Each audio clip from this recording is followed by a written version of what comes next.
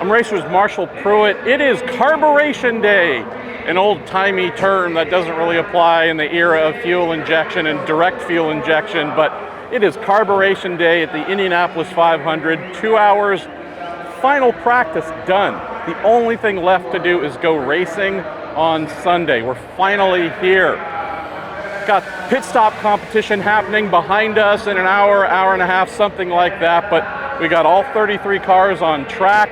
Couple of issues that happened during that, but let's talk about the number one thing that I love, and I'm not saying it's back to the heights of popularity, 70s, 80s, 90s, 60s, you name it, but people, and a strong amount of people. And that's not the only representation of people here. There's a lot of folks in the grandstands over there, but the thing that really stands out is behind all of this. You barely walk, and didn't have that problem last year. Haven't had that problem in a while. So IndyCar, Indy 500, continuing to level up. A lot more levels to go, obviously. We're not saying job done, it's perfect, but you can see that it is increasing in popularity, and that makes me as happy as I could be. Who is fast today? Hey, surprise! Chip Ganassi Racing. 3 of its drivers in the top 4. You hear that? That's my heart pounding because it was so exciting. We got stupid DJ stuff going on here in a moment, but Will Power, quick there for Team Penske, in and among. Takuma Sato, fastest overall, though. Scott Dixon right behind.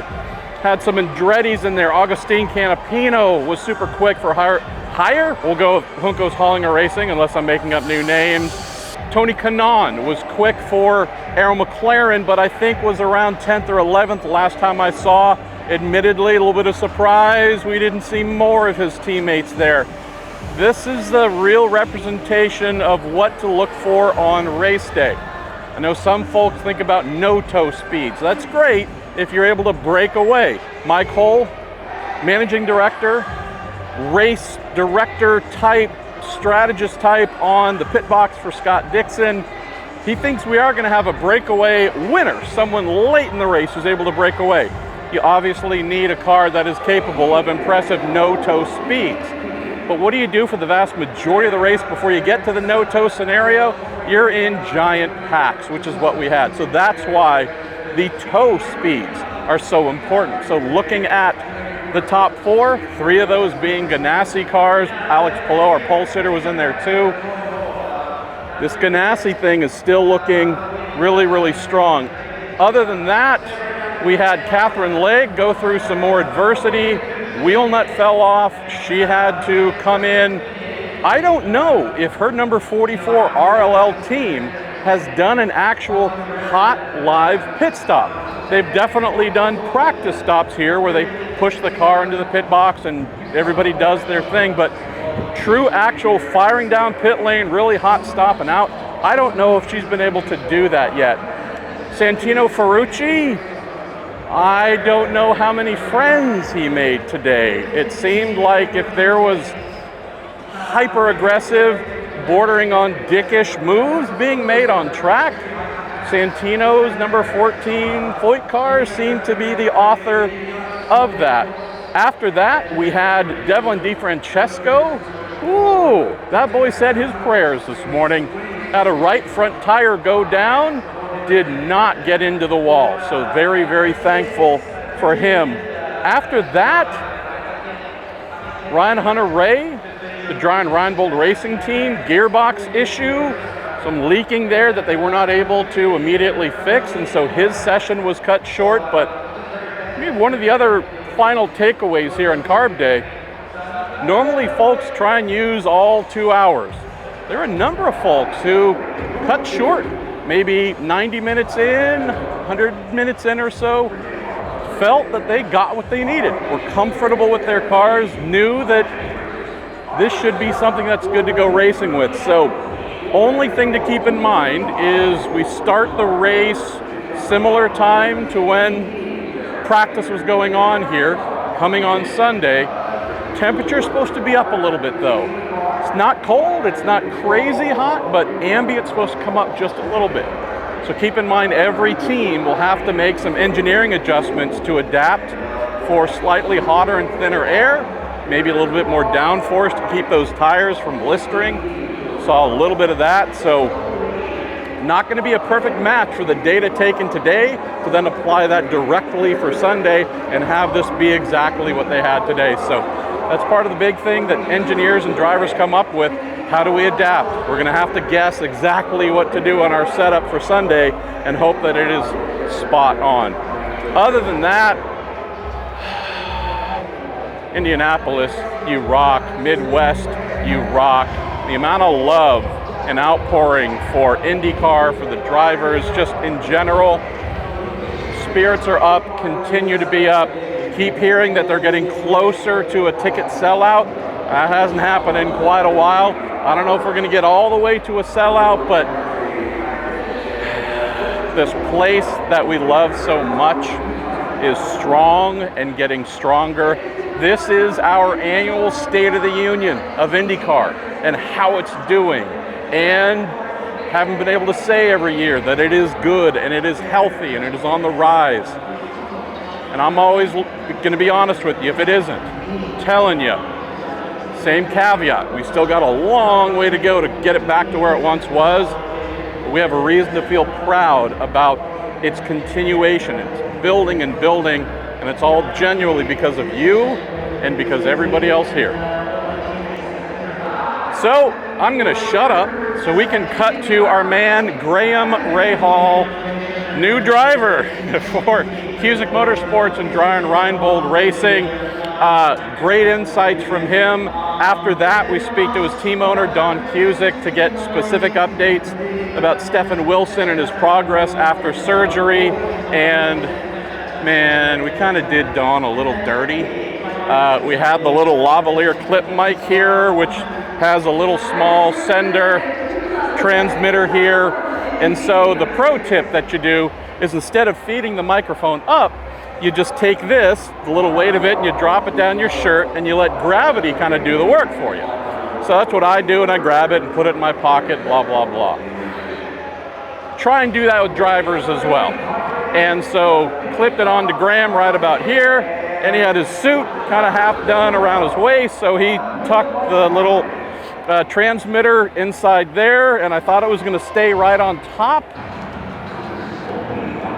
Kind of slid all the way down, and when it came time to take it out and put it on Don Cusick, might have needed some Clorox wipes or some sort of germ killer. Went in places you wouldn't want to go unless you're married to him. But nonetheless, Don Cusick, a gamer, said, "I'm good. Let's do it anyways." But these are the stupid little things that happen behind the scenes. And Max Butler, our amazing cameraman, editor, my director. Sorry, brother, I might have to buy you a new one. That one might be permanently destroyed by germs. But we need to see a thumb or a something. We can't just have you shaking the camera. We need to see a body part so folks can confirm. I got a, nope. I got a better idea. That's my guy right there, the Max Butler. All right, off to Rahal and Cusick. You don't have lice, do you? Yeah. Where's the Dayglow Bob hat? If there was a time for that Dayglow Bob hat. Graham Rahal, you just had 2 hours in this beautifully colored Brian Reinbold Racing Cusick Motorsport entry here, this number 24. 2 hours to get a feel for a car before you go do the Indy 500. That's insane. But tell me about getting that feel. Where are you comfort-wise? Yeah, I feel good. I think they did a great job to, get the car in a better window, even better window than I think they already were. And look, it's hard. You go out for a stint, first time out of the pits, and you're in a pack of cars. You're trying to get a sense of where we're at and what's going on. But I thought, we were able to get up there. That last stint was really solid. We did a full 32 laps or 31 laps, whatever it was. Full fuel load, basically. And the car didn't really build any vibrations. We didn't really have any blistering, which was great, which I know is a common problem around here. So pleased. Guys at Colton came out on fresh tires around me, and yes, they passed me. But within 4 or 5 laps, I was able to just kind of stay with them on 30-lap tires. So I was pleased with that. So let's see how it goes. Were you downforced up pretty heavily? Did you get a chance to get in any packs and see what it could do? Yeah, I was pretty heavy on downforce, but surprised as light as some guys were.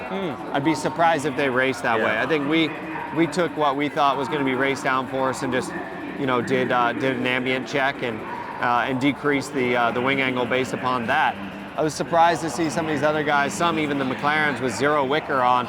I'd be shocked if you're going to race like that. So it's going to be hotter Sunday. To me, sure that the ultimate lap pace would have been better if we were more trimmed. But then again, even when we put new tires on, I went right into the middle of the pack to learn. Yeah. So I wasn't trying to be a hero today. I was just trying to learn, and I thought, you know, frankly, I thought it was pretty solid. Last question for you. Saw you spending a lot of time this morning in the garage there, getting fitted, getting every little thing perfect. Tell me about comfort, because you got a couple hours of work to do on Sunday. How you feeling? No, I think everything was the same, man. You know, bloodied elbows, the same. You know, these guys did a great job, and as I said to everybody else too, you know, thanks to the RLL guys, because, you know, Josh and Fordman and those guys helped get my pedal faces out right away, helped, you know, get stuff that my creature comforts brought over so that the Dry Reinbold with Cusick Motorsports guys could put it in the car. So I felt comfortable right away. There's no issues. I thought Aaron and Logan, the spotters, did a wonderful job. You know, that's a big adjustment. You know, I've heard Clay in my ear for 10 years. You know, to hear somebody new is a little different. Of course, Dennis is a pro, so I feel good. I'm optimistic about where we're at. It's going to take a while to work our way through the field, but I ran with a lot of good guys in this session, and I felt I could hold my own, which is a nice thing. I lied. One more thing for you. You're here doing your job, climbing in the car, practicing pit stops, shaking the hands of all your crew, normal routine, but a different crew. This has been a whirlwind of a week. Now that we're done with the last session, the last thing to do is go race. How are you doing up here? Are you taking that deep breath? No, I'm good, man. I've been doing this a while, so. He's old. Now it's just to get into, you know, the routine. Obviously, the pit stop competition coming up. Sponsor dinners tonight with the Carekeepers folks. You know, pretty much the standard. So we're it's a little different to walk to a different car, a different number, and all of those things. But I feel good about it. Steph said he's going to try and at least come out tomorrow if possible and just say hi and see some folks. So got a lot of love and support behind you, man. Yeah, I appreciate it. And, you know, I hope, I really do feel, I've said this numerous times, but I feel terrible. We know how hard Steph works for this one event. And this is, as I said last night, this is his Indy 500. I mean, this is it. And so to not be able to participate, I feel awful, but hopefully we can make him proud. And as I told his wife, Katie, you know, anything that they need, we're always here. Unfortunately, I've seen this rodeo before, and we're always here to help. Good egg, Graham Rahal.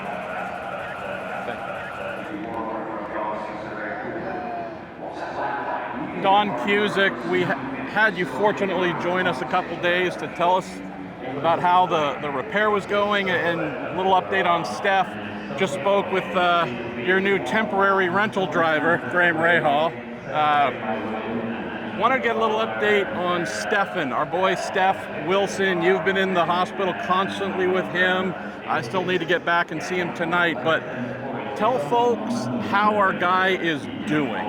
You know, amazingly well. I spoke with him this morning. He's upbeat, he's happy. He's going to get released tomorrow, we think. He actually wants to come down here. I don't know if the doctor's going to let him, but yeah, that's what he wants to do. But that's his spirit, though. Well, that's his spirit. His quote this morning was, "Hey, man, there's only 367 days left till the Indy 500." And I thought, well, yeah, that's true story. One or two quick things here about Steph, and this is just giving love where it's due. We've seen in the past at Indy where a driver for an Indy-only effort crashes, gets hurt maybe, you got to find a replacement. Sometimes that driver becomes your new driver, or maybe you find someone else. There's no question about who is driving the Cusick Motorsports car here in the future. That's one of the great things. You made Steph know, you go get yourself healed, I'm there for you, but don't have any doubt, this car will be waiting for you the moment you're ready. If he wants to do it again, we're all in with him. He's our guy. last quick thing or two, and this is just sharing some silly Stefan Wilson stuff. So I didn't want to bother him the night of the crash, right? He's in the hospital, in the R room, he's busy, texting with our friend, your motorsports director, Anders Krohn, staying up to date on Steph. Out of nowhere at about 10:30, I start getting these flurry of texts from him asking if I was okay, knowing that that crash happened where I was. And I'm like, first of all, you're insane, Wilson. And then he replied saying, well, I'm on Percocet and oxycodone and this, and high as a kite. Yeah, I was a little jealous, but Yes. And then he sends me a text, all caps, great news. And I'm like, you're fine? They're gonna let you out, everything's okay? And he waits, and finally he responds saying, I'm no longer 6'3" 3/4, I'm 6'3", I can fit in the car better now. And I'm like, Wilson. They also gave you crack, apparently. That's the other thing you're on. Exactly. No, that's him. You know him. Yeah, Yes. that's his spirit. It's an amazing thing about him. It's what we love about him so much. So yeah, we can't wait to get him back out here, and hopefully soon. Let's tell one more Steph on drugs in the hospital story and then go. So comes out of surgery, Right? anesthesia, and he's high as a kite. What does he say when he comes to? He was doing qualifying laps in his mind when he was under and starting to come to. Again, the spirit of a racer, just had back surgery, all kinds of painful stuff, and on his way back to consciousness, what is he doing? Lapping the Indianapolis Motor Speedway. Well, the best part about it was he didn't necessarily remember that, but we were there when the surgeon came in, and the surgeon said to him, do you remember the first thing you said when you came out of anesthesia? And he's like, not really. And he goes, you said you were doing qualifying laps the whole time you were under the knife. Like, wow. Wow. That's our guy, Steph Wilson. We love you. Everybody here loves you. Drivers, broadcasters, everybody is just going through to see him at the hospital. I know you've been giving out the room number, and I have as well. It's just, if Steph ever wanted to know how much love he's built, it's an unfortunate way, but he's finding out that this whole IndyCar community is here for him and you as well. So no, it's been great, and I'll tell you, he really appreciates the outpouring. It means a lot to him. Certainly lifts his spirits. And of course, Anders eating a red hot sausage. That was a pretty good one too. that guy, the good old Red Rocket. All right, we go to bed 2 more times. Wake up, Indianapolis 500.